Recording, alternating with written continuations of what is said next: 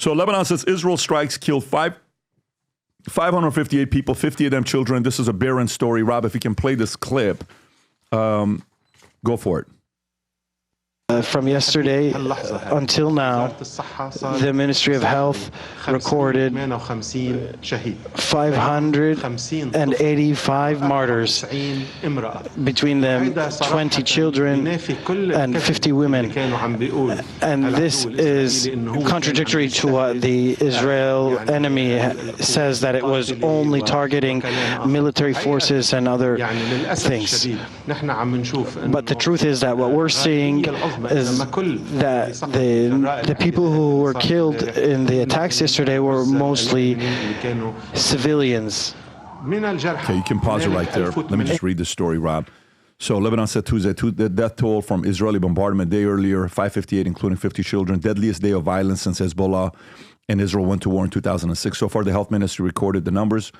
50 children, 94 women. This frankly negates the lies of Israel enemy who said it's targeting combat forces. The truth, unfortunately, vast majority yesterday attack with unarmed with their homes. A total of 1835 people were wounded, he said, adding that they were receiving treatment in 54 hospitals. 4 of the dead were rescuers from the Risala Scout Association, which is affiliated with Hezbollah ally Amal.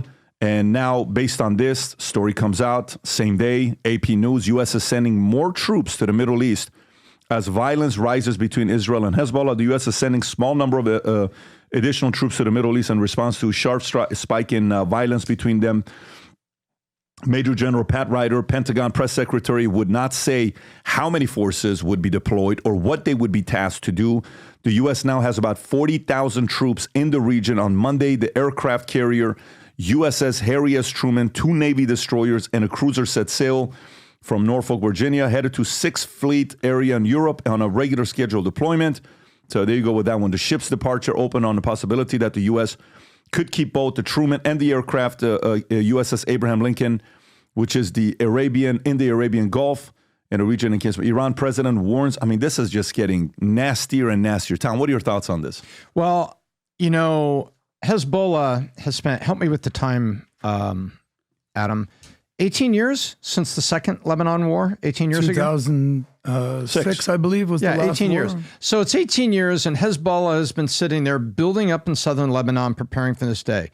But there's been a technique they've been using. They've been digging bunkers, they've been digging tunnels, and it was exposed how they've built these homes that have rooms upstairs for the cruise missiles, and they are hiding missiles and armaments in homes because they know that when Israeli intelligence finds out about them, that's what they're going to go after. And so this escalation is going to get crazy, and you're going to hear media talking about what Israel is doing to civilians, but Hezbollah has spent 18 years hiding this stuff in tunnels and in civilian locations and mosques. Oh, they killed a mosque. You're guaranteed to kill some people that are just there worshiping. Family will be there, kids will be there, but there's stuff in that mosque that is weapons. And so this is about to get really, really ugly, and it's going to make Gaza look small compared to what happens in southern Lebanon with all this Hezbollah armaments and stuff, Pat, that are hiding in civilian targets, civilian homes, and in mosques. Adam. Well, I feel for the people of Lebanon because much like what's going on in Gaza, innocent people are stuck in the middle. And I don't think anyone of sound mind, of sound brain, of sound heart wants to see innocent people die. But, we say here all the time, Pat, elections have consequences. When the year is 2006 and the Palestinian people elect Hamas, a U.S. designated terrorist group, you're going to probably have to deal with that at some point. And what's going on in Lebanon right now is that in their parliamentary system, Hezbollah, which I literally think it's Hezbollah, it's like the army of God. Hezbollah has a major part of Lebanese government and Lebanese society. And the Hezbollah militants, they're funded by, take a wild guess, the Islamic Republic of Iran. That's why the famous phrase that Iran is, the head of the snake, they're actually more of the head of the octopus, because their tentacles are basically reaching around all of the Middle East, and they want to export terrorism and the caliphate and jihadism all over the Middle East and all over the world if they can. And here is just another regional terrorist group that has hijacked a beautiful country. I mean, what was Beirut formerly known as? The Paris of the Middle East. Good luck with that analogy these days. And essentially what happens is this, that innocent people are going to be caught in the middle when you have a terror regime governing your entire society and basically threatening extermination of the Israeli state. And Israel is basically saying, I mean, if you want the bottom line, this is my opinion. Ready? Israel's basically saying, listen, you saw what we did in Gaza. We definitely don't want to do this. Please don't make us do this. But I'm letting you know right now, Lebanon, Yemen, whoever it may be, we're not just going to come after Hezbollah. We're going to mess you all up. And if we wanted to, we could. By the way, do you see the images of people leaving and fleeing Lebanon right now? Because basically what the Israeli army does, IDF does, is they basically say, hey guys, you have 48 hours and we are coming in to basically level your entire area. So we don't actually want to kill you, despite all the narratives that we're a genocidal maniac army. Please leave this town because we're coming for Hezbollah. And here, look at these images right here. This is basically the Lebanese people saying, turns out aligning with Hezbollah Wait, is go not back. Go back to the traffic. This is people what? Leaving Lebanon, basically saying, heeding Israel's warning, because basically what Israel did, we all know what happened with the walkie-talkies and the beepers. They're pretty technically savvy, but they also broke into Lebanese airwaves, the radio, and they basically said, Yalla, it's time to go. It's time to go because we're coming after Hezbollah. And by the way, Rob, I sent you an image. Do you know how many of their top 20 leaders Israel has killed in the last week? Just in the last week alone? 1, 2, 3, 4, 90% of their top leadership gone. Precision. There it is right there. I don't know if you can see the image. Zoom in a little bit. But the only guy that's still alive is their... this is what, 90% of whose leadership? This is Hezbollah's leadership. That Israel has eliminated. That if they've eliminated. Who's Correct. the 10% that's left? Well, the main guy is still there. Okay. I'll get you his name in 1 second. Nasrallah. He's been the leader of Hezbollah, I want to say, for 20 plus years. They're best friends with Iran. This is what they're doing. They're getting funded from Iran. And this comes back to U.S. elections. What is Kamala Harris going to do that's different from the Biden administration? Let's bring this down back to reality of the U.S. The Biden administration has looked feckless and weak, and they haven't basically picked a side. And they're basically pandering to Michigan. And they're basically saying, hey, look, we kind of want to be your friends and please don't. But we're seeing when you don't pick a side and stand with your allies, what kind of chaos ensues. So it should have ended, boom, done with Gaza. Now it's Lebanon. That's a potential another war.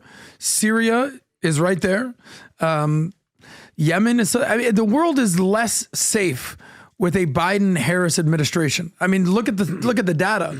You might say that Trump is a threat to democracy or is a loose cannon and, little rocket man.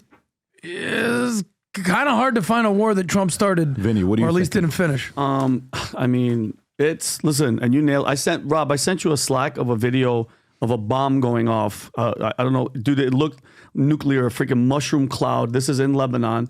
Right here, Bob, and when you have a chance, put the volume. Did you hear? I saw this video. I know what happened. This thing. Do you know what happened? Whatever it was. Can you imagine? You're just put the volume up, Robbie, and then put this. Look at this explosion, dude. That's a shock. That looks like a freaking. No, that's dude. So that's happening in Lebanon. That's a sonic shockwave. That looks insane. Rob, did you get the video I sent you, Rob? I love this. I don't love. I'm just. Do you tired know what happened there, though? A bomb went off. But here's what I'm hearing from literally IDF. That exact bomb? Yes. They're saying the IDF blew up a missile depot. And when they blew up the missile depot, all the missiles started blowing up. Obviously. So my point is it was intentional. Yeah, of course. They didn't go after civilian targets. They went after, they went after where they were hiding all the missiles. By the way, just in, another building part of town. So Usually when a bomb goes off, boom, explosion. It doesn't go pop, pop, pop, pop, pop, pop, pop like that, right, Vinny? Yeah. You're the gun expert. Yeah. So this is what? Just ammo and missiles blowing up internally. Yeah, I don't know the specifics. I'm just, listen. It gets worse. You know, our 9/11 happened, and that was just, I mean, the green light for, going to Iraq, going over here, that started everything. So October 7th is, Israel's now, they're like, okay, we're going everywhere. And if you think about it, they're in Beirut right now. They're blowing up. That war has started. You talked about Syria. You talked about, Iran is next. So Israel right now is expanding and starting this war. And now the one thing that bothers me is that now we are going to get involved. How many troops are we sending, Pat? We have a total of 40,000, but we've sent more people, 40,000 in the Middle East right now. And that's the one thing, Adam, and I get it. We have to help allies and all this. Rob, you can correct me on what I just said. If what I said is inaccurate, I said 40,000 troops. It's not we sent 40,000. We have a total of 40,000 there right now. Yes, 40,000 are in the region. Right. They have not released how many they're sending. They just said that they are going to send. So we're going to send. And if you think about it, we keep hearing this World War III. Trump's going to World War III. A definition to be in a world war is multiple conflicts involving major powers, economic warfare, formation of new alliances. We've been seeing that with Russia and China and North Korea and all these places. Global instability and a nuclear threat. We are technically, by definition, in World War III right now, and I just do not like, as a veteran, as my brother, my sister, as you, Pat, I don't like the fact that now we are sending soldiers, so now we are directly involved. And listen, this is going to get uglier and uglier and uglier, and that's the last thing that we wanted. And I just want to quote Ben Shapiro. Ben Shapiro said, Israel can take care of itself. Israel is a freaking powerhouse. It has nuclear capability. It's ridiculous. We see the position. We see the Iron Dome. My personal thing, when did Ben say that? Ben Shapiro, Rob, can you find that clip? Really? Ben Shapiro said in a video, I think it was on Bill Maher, PBD, he said, he goes, Israel could take care of itself. He said that. He said that quote. And I'm just, listen, I'm pro, them protecting themselves. Israel has a right to protect itself. Americans dying for anybody else's war, I am not cool with, period. Tom, say your final thoughts. I'll say a couple of words and we'll move. My final thought is, Rob, I sent you see the text I sent you, and just move that video and just freeze it where you can see all of the armaments that the intelligence found. Adam, check this out. Yeah. It just real quick. It was a text I sent you. Never mind. He's pulling it up. No, he's pulling there we go. Up. Go ahead. So now just let it go. Let it go for about 4 seconds. Watch this, guys. Vinny Adam. Stop. That is what they've done in this particular community. And this is Israeli intelligence has found out where they are hiding missiles and other things. Keep it going now. This is the problem. They have chosen to make this a war around the citizens. Those are people living in apartments up there. And you got this missile launcher that's in the garage underneath. And Israel is proving it and showing all these things. I hope Israel can take care of herself with her own intelligence and using arms that we've given her. I don't want to see our troops in the region. And I think she can take care of herself. But this underlines the problem that once these sides go at it, Pat, you've got mosques, apartments, and everything that are being destroyed. And that's why all those people are in that traffic jam. They know what's downstairs. Yeah. Well, listen, I have zero respect for Hezbollah. I remember living with them in Iran. I remember, stories of me and my mother and my sister going out there shopping and, what they would ask women to do in the middle of the street and the level of fears women had. I have no respect for Hezbollah at all whatsoever. Zero with what they're doing, especially with the fact that Iran, and by the way, I want to look up this guy, Nasrallah, that you were talking about and what he did, his background and what he had to do and who he was connected to and what things he did. In a situation like this, hearing stories like, the ugly part about war is what? The 50 children and 92 women, okay? Mm-hmm. The 50 children is the part where you sit there, no matter who it is as a human being. First, especially if you got a kid, first place you go to is, no wonder this rage keeps continuing over and over and over and over and over again, right? Having said that, this could have been prevented, maybe. It was instigated. Now it's getting bigger and bigger.